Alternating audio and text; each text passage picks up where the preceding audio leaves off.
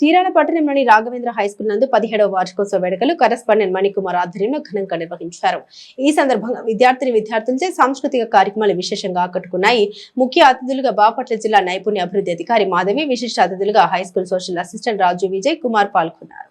ఈ సందర్భంగా పాఠశాల సెక్రటరీ కరెస్పాండెంట్ గవిని మణికుమార్ మాట్లాడారు. దుగ్గి వెంకట నారాయణ, సుజాత, మిరియాల బసవ పున్నమ్మ, బాబురావు కుమారుడు నాగేంద్ర ఫణికుమార్ 2025-26 విద్యా సంవత్సరంలో 10వ తరగతి పబ్లిక్ పరీక్షల్లో ప్రథమ, ద్వితీయ, తృతీయ స్థానం సాధించిన వారికి వేరువేరుగా నగదు పంపిణీ చేశారని తెలిపారు. ఈ కార్యక్రమంతో విద్యార్థుల అకాడమిక్ క్రమశిక్షణ, క్విజ్ ఆటల పోటీల్లో విజయం సాధించిన వారికి అతిథుల చేతుల మీదుగా బహుమతులు ప్రదానం చేశారని, క్రమశిక్షణతో విద్యను అభ్యసించి తల్లిదండ్రులను, గురువులను గౌరవిస్తూ గొప్ప స్థాయికి ఎదగాలని విద్యార్థులకు సూచన ఇచ్చారు.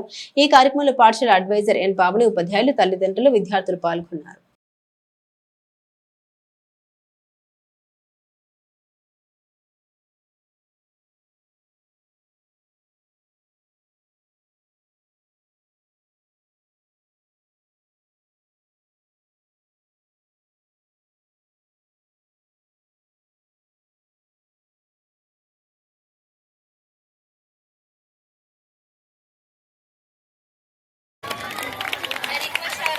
Principal to please grace the stage. I big round of applause, please.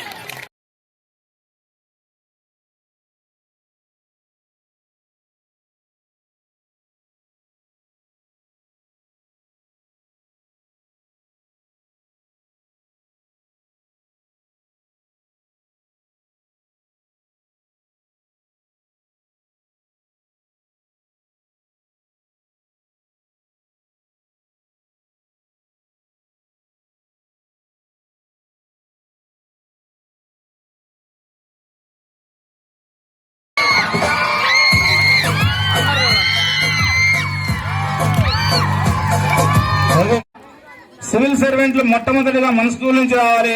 అదే విధంగా మాది స్వగ్రామం చీరాల మండలం గవినివారిపాలెంలో నేను ఆ గ్రామంలో పుట్టాను. ఆ గ్రామంలో పుట్టి ఈరోజు ఈ చీరాలలో స్కూల్ మెయింటైన్ చేస్తా ఉన్నాను. మా గ్రామంలో ఆల్రెడీ ఇప్పటికి చిన్న గ్రామం మేడం గారు, మాది చిన్న గ్రామం. ఇప్పటికి ఎంబీబీఎస్ కానివ్వండి, ఎండి కానీ చదువుతున్నటువంటి వాళ్ళు 27 మంది విద్యార్థులు ఉన్నారు మా గ్రామంలో. అది మా గ్రామానికి గర్వకారణం.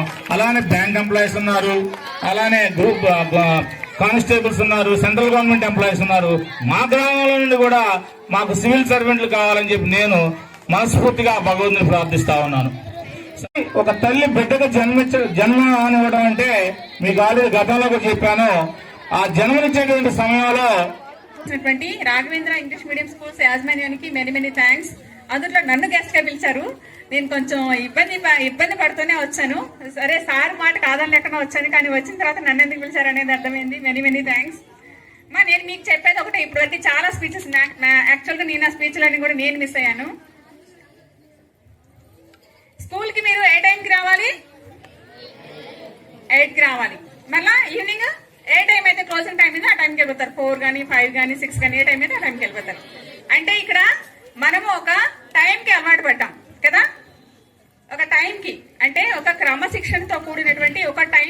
80 లక్షల జంతువుల్లో ఒక జంతువు. అలాంటి మనిషి ఈరోజు భూమిని జయించాడు, ఆకాశాన్ని, నీళ్ళని అన్నిటిని జయించి ఆ మొత్తాన్ని కంట్రోల్ పెట్టుకున్నాడు. దాని అంతటికి కారణం ఏంటంటే మార్పు అనేది.